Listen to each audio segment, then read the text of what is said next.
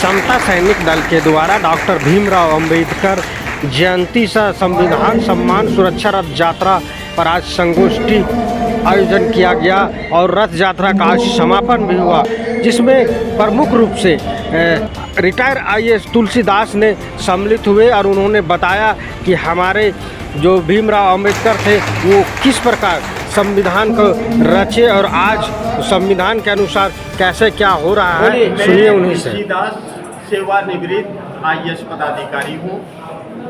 समता सैनिक दल के द्वारा जो रथ का संचालन किया जा रहा है, समता सैनिक दल नॉन पॉलिटिकल संस्था है और मैं यहाँ का गेस्ट स्पीकर हूँ। जहाँ तक संविधान की बात है, बाबा साहब की बात है, इस संबंध में मुझे स्पष्ट करना है कि आज़ादी मिल जाती है और संविधान अगर सही नहीं होता है तो वह आज़ादी किसी मूल्य का नहीं रखता है। इसका एक एग्जाम्पल के तौर पर मैं बता सकता हूँ आपको कि अमेरिका में आज़ादी मिली 1776 में, लेकिन वहाँ दासों की आज़ादी नहीं मिली। दास को आज़ादी लेने के लिए 100 साल संघर्ष किए।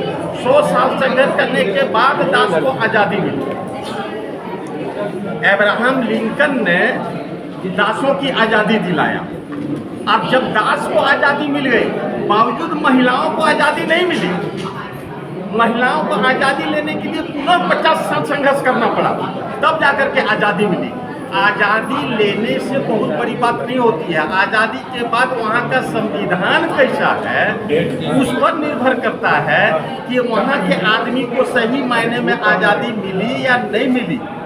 भारत इसी में महान है क्योंकि हमारे बाबा साहब ने इसका ड्राफ्ट बनाया और यहाँ के तमाम व्यक्ति, चाहे वो गरीब हों, अमीर हों, ऊंच हों, नीच हों, मजदूर हों, महिला हों, सबको समता मूलक समाज दिया है, सबको समान रूप से दिया है और सब ये फील करते हैं कि हम स्वतंत्र देश में रह रहे हैं। ये काम बाबा साहब ने ही किया और बाबा साहब को ये अगर कोई मानता है कि केवल ये दलितों के नेता हैं, इस संबंध में मैं आपको बताना चाहता हूं कि संविधान केवल दलितों के लिए नहीं बनाए। आज आरबीआई देख रहे हैं, आरबीआई जो भारत में गठन हुआ है वो बाबा साहब का एक पुस्तक लिखा गया था, द प्रॉब्लम ऑफ रूपी इट्स ओरिजिन एंड सॉल्यूशन। उसी के कंसेप्ट पर रिजर्व बैंक का स्थापना हुआ। आज का कैश का इंडिया में जो भी संचालन हो रहा है वो बाबा साहब की पुस्तक के आधार पर ही संचालन हो रहा है। और ये केवल दलितों के लिए रिजर्व बैंक नहीं बना है, ये तमाम यहाँ रहने वाले जितने भी आदमी हैं सबों के लिए है, इस देश के लिए है, सबके लिए है। साउथ बोरो कमेटी 1918-19 में आया था और साउथ बोरो कमेटी उस समय एक कमेटी आई थी वयस्क मताधिकार के लिए कि मत देने का अधिकार किसको क्या मिलेगा। 1935 का जो यहाँ बना था, 1935 का अधिनियम इसी रिपोर्ट के आधार पर बना था और उस समय 3 क्राइटेरिया रखा गया था। वो आदमी कितना टैक्स दे रहा है, उसके पास कितना भूमि है और कितना पढ़े लिखे हैं। बाबा साहब ही एक ऐसा आदमी थे जिसने विरोध किया कि इस तरह से करेंगे तो हमारे 80% आदमी छट जाएंगे, न तो वो टैक्स देता है, न तो उसके पास जमीन है, नहीं तो वो पढ़े लिखे हैं, तो इस देश के नागरिक है क्या नहीं।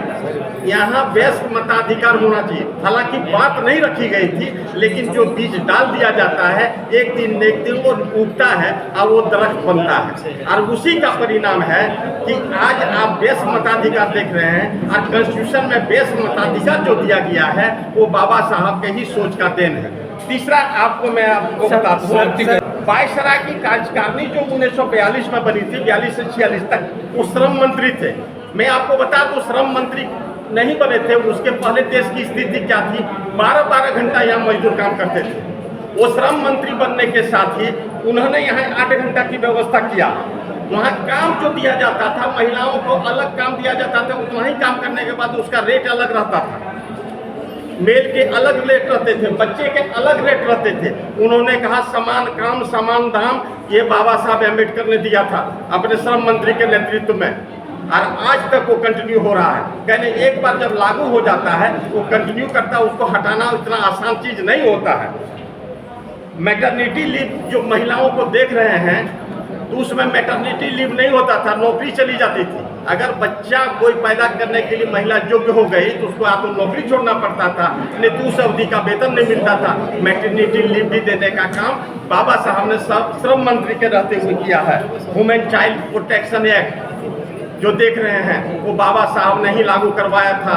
बच्चे को जो खतरनाक काम है उससे वंचित रखा जाए, खतरनाक काम बच्चे नहीं करेंगे, ये भी बाबा साहब की देन है। और ये बाबा साहब जितना भी जो श्रम मंत्री के रूप में काम किए हैं, दलितों के लिए केवल काम नहीं किए हैं, सबों के लिए काम किए हैं। बाबा साहब सार्वजनिक नेता हैं, लेकिन आज उनको दलित नेता बनाया जा रहा है। आप उससे आगे आए, 1947 के बाद प्रथम विधि मंत्री जब बने, तो विधि मंत्री बनने के साथ ही पहला उन्होंने काम किया कि हिंदू कोड बिल बनाया। जब हिंदू कोड बिल पार्लियामेंट में रखा गया, उसमें पार्लियामेंट का, आप जान रहे हैं कॉन्स्टिट्यूशन सभा जो थी वही पार्लियामेंट का भी काम करते थे। कभी संविधान बनाने का काम करता था और कभी वो पार्लियामेंट के रूप में काम करते थे। जब पुटअप किया गया तब काफ़ी भारी विरोध हुआ, और भारी विरोध कौन किए? तथाकथित उस समय के जितने भी बुद्धिजीवी आदमी, सब तो मेंबर बुद्धिजीवी थे, उन्होंने ही विरोध किया। अपनी बेटियों के लिए विरोध किया, अपनी बच्चियों के लिए विरोध किया, अपन बहन के लिए विरोध किया, अपनी पत्नी के लिए विरोध किया। औरत को समानता का अधिकार नहीं देना चाहते थे। तो बाबा साहब को तब ये सजेशन दिया गया कि इसको बिल तो पारित करेंगे, आप सही कर रहे हैं, लेकिन चूंकि ये रूढ़िवादी हैं और उससे नहीं हो पा रहे हैं, इस बिल को तोड़ करके 4 भाग में बना दीजिए।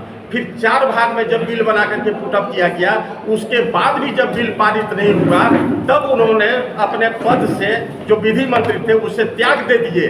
और इस तरह से त्याग किए हैं, आज भारत की जितनी नारी है उसका अगर कोई देवता है तो बाबा साहब अम्बेडकर है।